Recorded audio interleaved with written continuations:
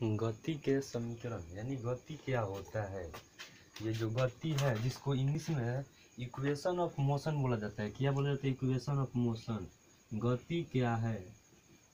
तो गति जब कोई वस्तु समय के साथ अपनी स्थिति में परिवर्तन करती है या हो जाती है, जब कोई वस्तु समय के साथ अपनी स्थिति में परिवर्तन लाती है, अपनी स्थिति में परिवर्तन कर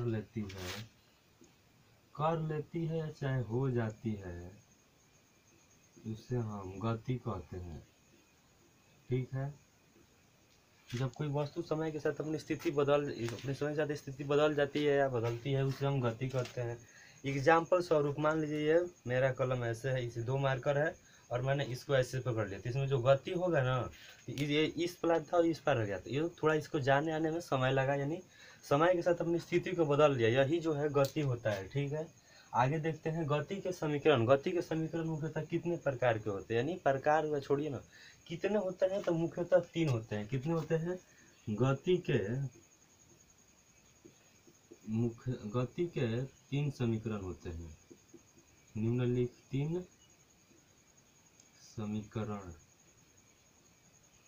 होते हैं। आप चाहे जैसे लिखिए, आप स्वतंत्र है, आप लिख सकते हैं, कुछ भी लिख सकते हैं। चाहे गति के निम्नलिखित 3 समीकरण है, गति के 3 समीकरण है, या फिर गति के 3 समीकरण होते हैं, या है, कुछ भी लिखिए आपका मन। पहला देखते हैं v equal to u plus a t. ठीक है। दूसरा s बराबर u t plus half a t square, 1/2 a t square. चूँकि 1/2 कहने का मतलब है, मान लीजिए आपके पास 10 रुपया है और आपका भाई भी आ गया, बोला कि नहीं मुझे भी आधा चाहिए, तो आप क्या कीजिएगा, उसको 5 रुपया दीजिएगा, यानी उसको आप 2 से भाग कर दिए तो वह आधा हो गया। यहाँ पे भी सेम फंडामेंटल है, वही एकदम वही है वैल्यू, यानी 1/2 का मतलब आधा। तो ठीक है, इस बराबर u t plus half a t square. तीसरा होता है v square minus you square बराबर 2as। ठीक है। तो अब हम इसको सिद्ध करेंगे, आखिर इतना होता है कैसे, आखिर आएगा कैसे, आ जाएगा ना, तो वही हम आज सिद्ध करेंगे, यानी तीनों सूत्र को इसी में अभी भी सिद्ध करेंगे। ठीक है। तो पहला हमारा होता है ये, तो पहला गति के समीकरण, पहला गति के समीकरण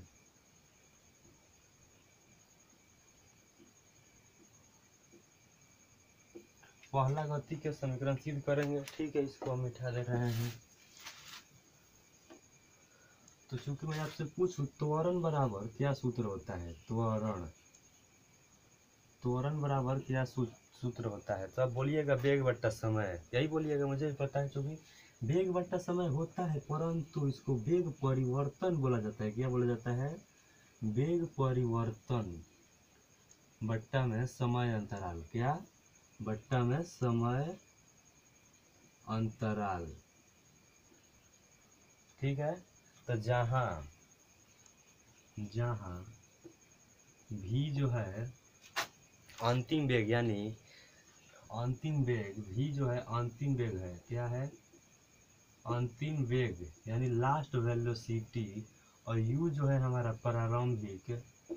प्रारंभिक वेग है, यानी स्टार्ट वेलोसिटी, और t जो है हमारा t2 इक्वल टू t है, और t1 जो है 0 है। ये दोनों हमारा समय बोध कराएगा, ये दोनों के दोनों जो है समय का बोध कराते हैं। ठीक है।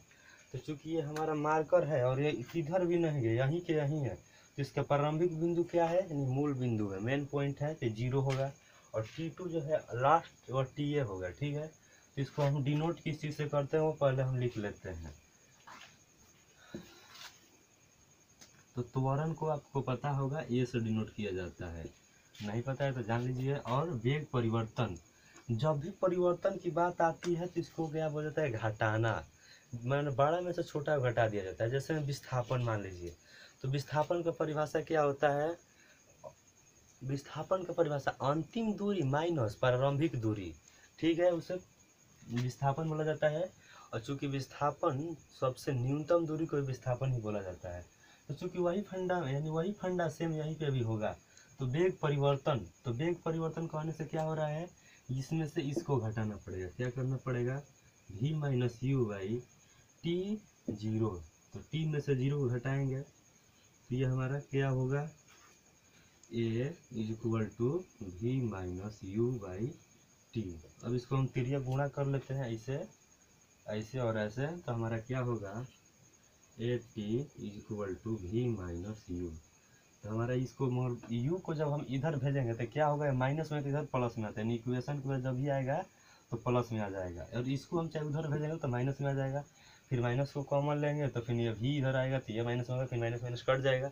आप चाहे जैसे बनाइए, स्वतंत्र है, ठीक है।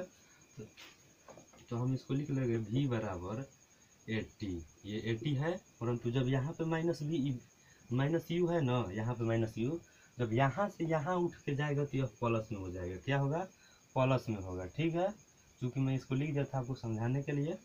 यही हमारा है पहला समीकरण, क्योंकि सिद्ध हुआ। अब देखते हैं गति के दूसरा समीकरण। क्या देखेंगे अब, गति के दूसरा समीकरण।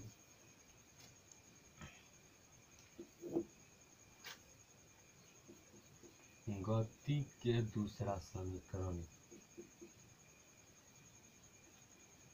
गति के दूसरा समीकरण आप चाहे कुछ किसी को भी दूसरा बना लीजिए, कोई दिक्कत नहीं है। आप चाहे इसी को दूसरा बनाइए और जो सिद्ध करूंगा उसको पहला बना लीजिए, कोई दिक्कत नहीं, नो, अब फ्री है, ठीक है। तो गति के दूसरा समीकरण, इसको लिए हमें औसत वेग, क्या करते हैं, औसत वेग, औसत वेग बराबर फॉर्मूला क्या होता है, तो वही हमें यहाँ पे लिखेंगे। औसत वेग बराबर फॉर्मूला होता है विस्थापन बट्टा में समय अंतराल।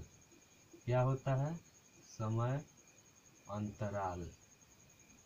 विस्थापन बराबर यही फॉर्मूला होता है, चूंकि औसत वेग तो है जो v बार से डिनोट किया जाता है, किससे, v बार, ये बार नहीं, इसका जो ये ऊपरा लगा है ना रेक रिंग, इसी को बार बोला जाता है। तो विस्थापन को a से डिनोट किया जाता है और समय अंतराल को t से डिनोट किया जाता है। चूंकि यहाँ पे t माइनस जीरो आप भी लिख सकते हैं, चूंकि मैंने यहाँ पे जहाँ में लिखा था, जहाँ में हमने लिखा था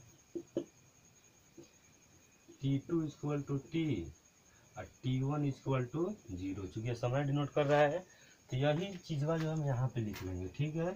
तो हम चूँकि s बराबर यानी हमको दूरी है, या s क्या है, विस्थापन, विस्थापन यानी दूरी है, तो हम s को यहीं यानी अलग रख लेंगे और ये हो जाएगा हमारा v बार इंटू टी, हो गया। तो अब हम इसको ऐसे सीधा कर लेते हैं, चाहे ऐसे भी कर सकते हैं, कोई दिक्कत नहीं, v बार इंटू टी। चूँकि मैं आपको बता दूँ v बार बराबर फॉर्मूला होता है, क्या होता है, इसका होता है v plus u by to. यह क्या होता है, चूंकि सूत्र है v बार बराबर यानी औसत बराबर, औसत बराबर क्या होता है, कुल संख्याओं का योग। कुल संख्याओं के योग मतलब का, ये मान लीजिए 2 मार्कर है तो कितना होगा, इसका औसत ज्ञात कीजिए, तो क्या होगा 1 + 1 2 बट्टा 2, जय वो है उससे भागा दे दिया जाता है। मान लीजिए 3 मार्कर है तो क्या करिएगा 1 2 3 बट्टा 3 हो जाएगा। तो ऐसे ही होता है ये भी। तो अब देखते हैं v बार का वैल्यू रख लेते हैं। v बार का वैल्यू रखेंगे तो हमें क्या प्राप्त होगा, s equal to v plus u by two into t, यही है।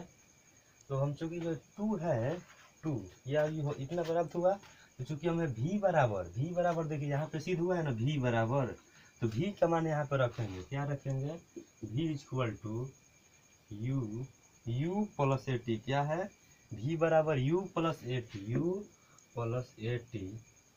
अब प्लस u, यही है, अब बट्टा में 2 गुणा टी। क्योंकि हम अब इसको मिटा दे रहे हैं,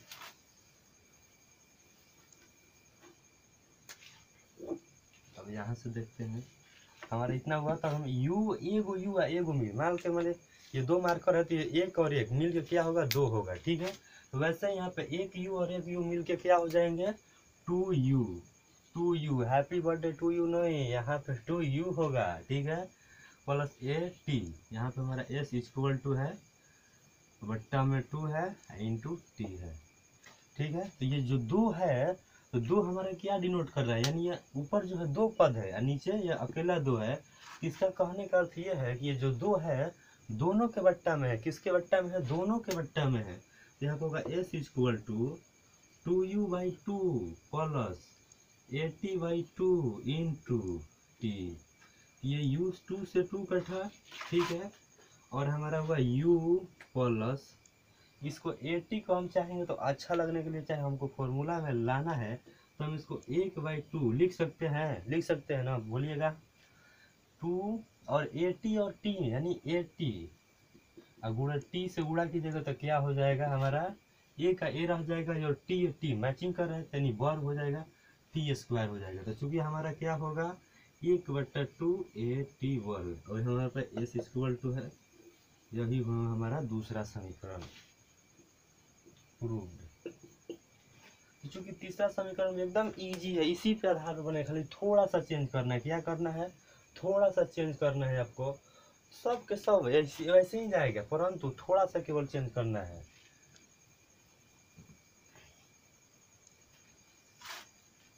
देखते हैं उसको भी, वहां पे भी यही सूत्र होगा, औसत वेग बराबर विस्थापन बटा समय अंतराल, और विस्थापन को समय से डिनोट किया जाता है, अब समय अंतराल को t से, औसत वेग को v से, v बार बराबर इंटू टी इंटू एस बराबर, यानी यहाँ पे भी वही होगा v बार बराबर क्या सूत्र होता है, अभी मैंने आपको बताया है v प्लस u/2। ठीक है, तो लिख लेते हैं इसको, s equal to v plus u/2।